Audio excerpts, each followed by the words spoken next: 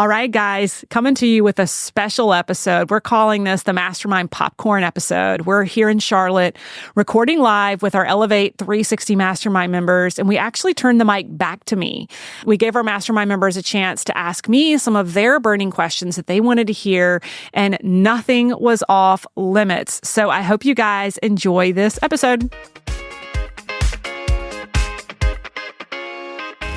Need some effective, tactical advice that actually helps you get results and makes a real difference in your life and business? You've come to the right place. If you're finding yourself here today, it means you're getting ready to gain serious traction in your business, rapidly multiply your income and impact, and you're ready to make it happen while living all out.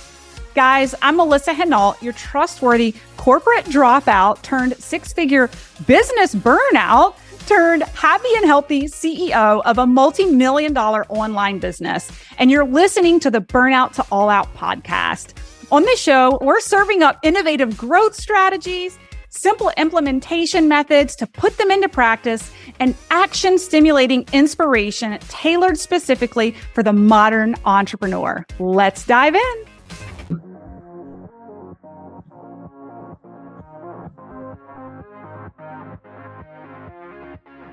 What I love about you, Melissa, you're very transparent. You show the warts and all, and I appreciate that because I think we all need that. And so you gave a story about how your business screwed up. Mm-hmm.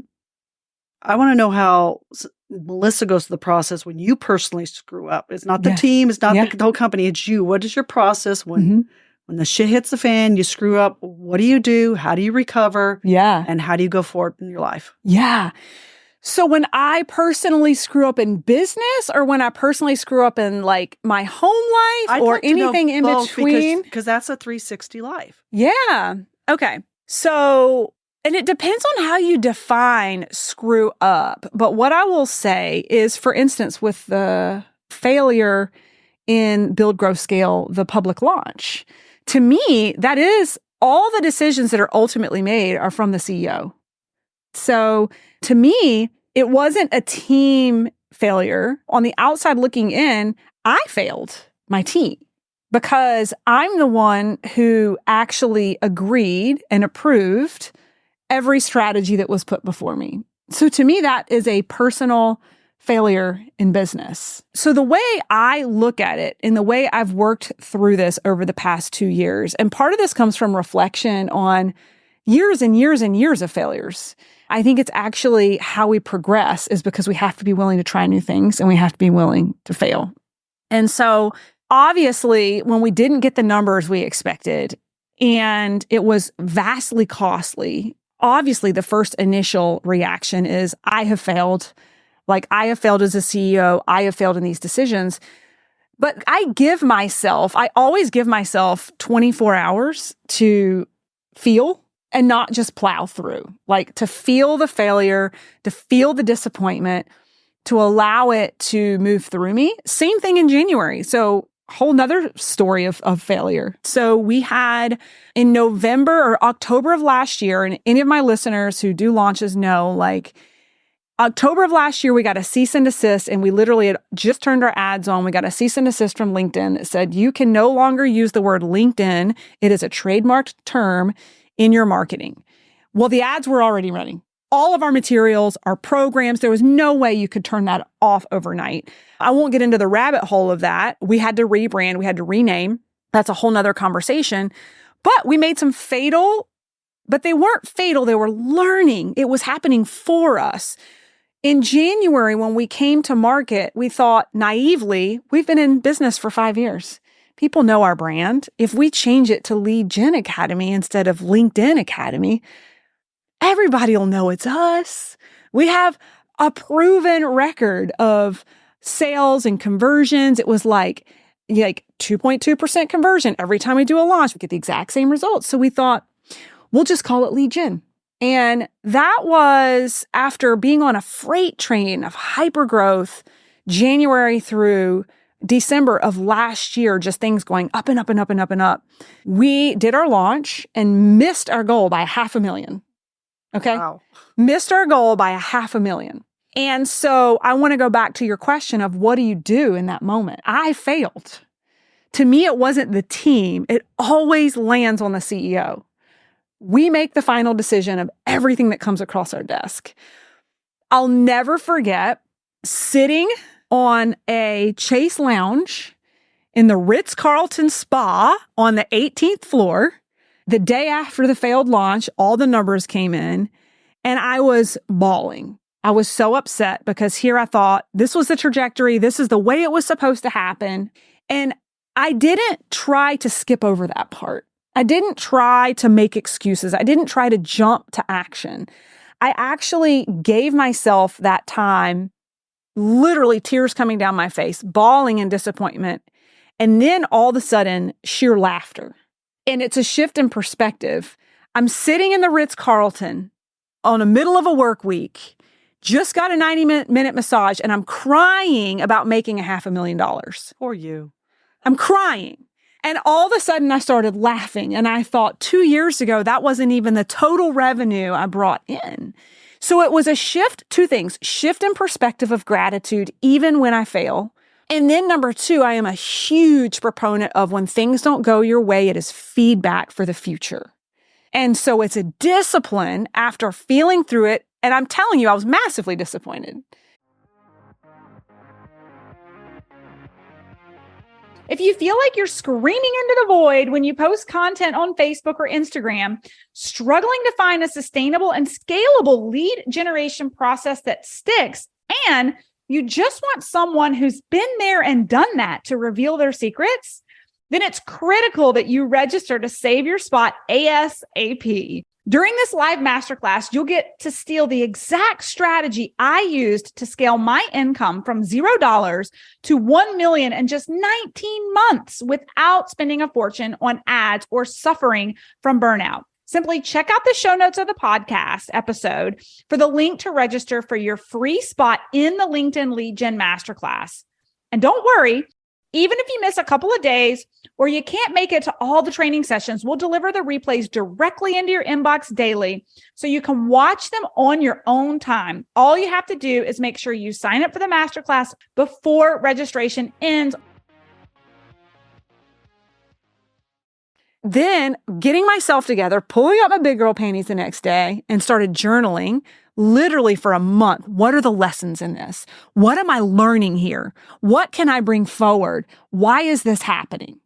What is this cultivating me for to hold more? And so when things don't go my way in business, and I'm going to talk about this at the live event, I look at every aspect of that perceived failure and what was learned and what is changed and what is evolved from it.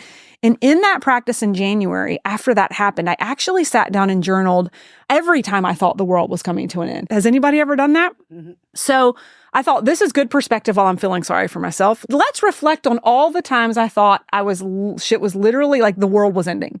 One was when my corporate job was consolidating and I had 2 kids in diapers and my boss told me, congratulations, you still have a job, but instead of just covering the Carolinas, you now have half the country and you will be on an airplane 4 days a week.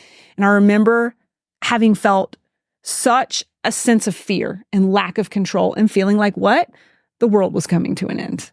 Completely. No control. Whole body going into survival mode. Terrified. What I didn't realize was that it was actually a death of who I was.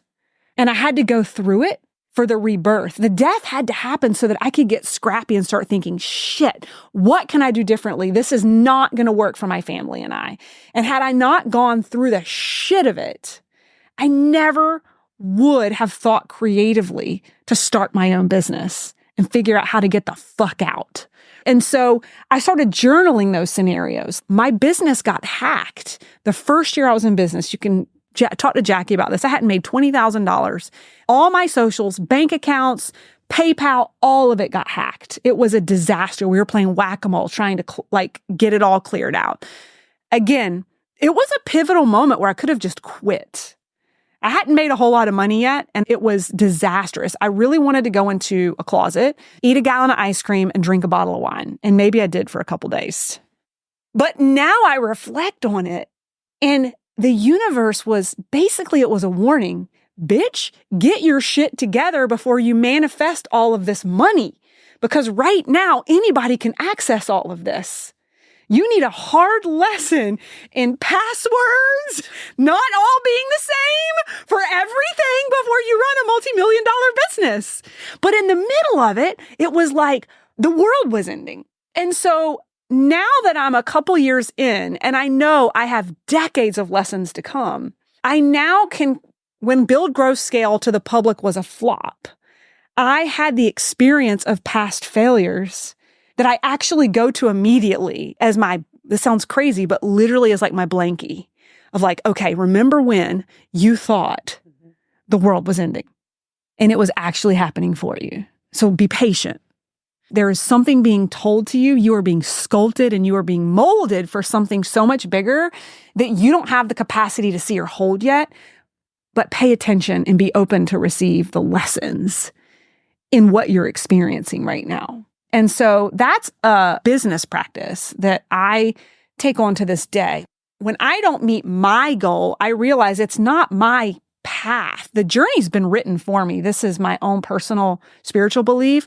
When things don't go my way or things weren't supposed to go that way, it's like, bitch, they did. What's that way? That way didn't happen. So you're getting upset about something that never manifested and never happened. And you're only upset because in your mind, you thought that you should be over there. But the reality is showing you, here is where you're supposed to be. This is where your feet are. These are the results you got, not what you think you should have gotten. So let's accept it at face value and move forward. So that's business.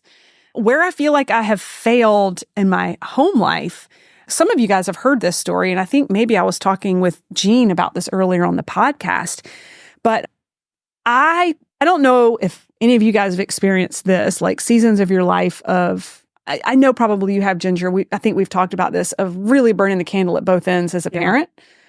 And I was a very stressed out, unhealed Enneagram 8, for any of you guys don't know, we're bulldozers and we get shit done. Even if there's dead bodies around us, it does not matter. We got the goal and we got it done.